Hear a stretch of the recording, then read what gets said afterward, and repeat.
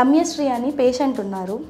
వారు ఎలా అంటే తనకి 2 years నుంచి పీసీఓడి ఉంది. సో తనకి తగ్గట్లేదు, తనకి మెన్సెస్ అనేది అపియర్ అవ్వట్లేదు. సో ఇన్ డీటెయిల్గా మనం కేసు తీసుకుంటే సెట్ అవుతుంది. సో తన దగ్గర ఏంటి, ఒక ఎమోషనల్ బ్యారియర్ అనేది ఉండిపోయింది, అది బ్రేక్అవుట్ అవ్వలేదు, తను ఓపెన్ అవ్వలేకపోతుంది, ఎవరికి చెప్పుకోవాలో తనకు అర్థం అవ్వలేదు. సో అక్కడ స్టక్అప్ అయిపోయింది తను. సో ఆ పాయింట్ నాకు యూజ్ అయింది, మెడిసిన్ అనేది నేను ప్రిస్క్రైబ్ చేయడానికి ఆ పాయింట్ నాకు చాలా యూజ్ అయింది.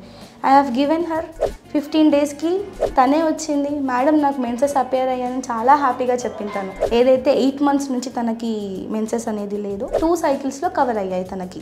యాజ్ ఆఫ్ నౌ ఇప్పుడు వచ్చింది. నెక్స్ట్ ఏంటి, తన లైఫ్ స్టైల్ ఎలా ఉండాలని కౌన్సిల్ చేశాను, తను ఎలా సెట్ చేసుకోవాలనేది కౌన్సిల్ చేశాను. దాంతోపాటు ఫిజికల్ యాక్టివిటీస్, దాంతోపాటు మెడికేషన్ అన్నీ ఓవరాల్గా మిక్స్ చేసుకుంటేనే తనకి రిలీఫ్ అనేది ఉంటుంది.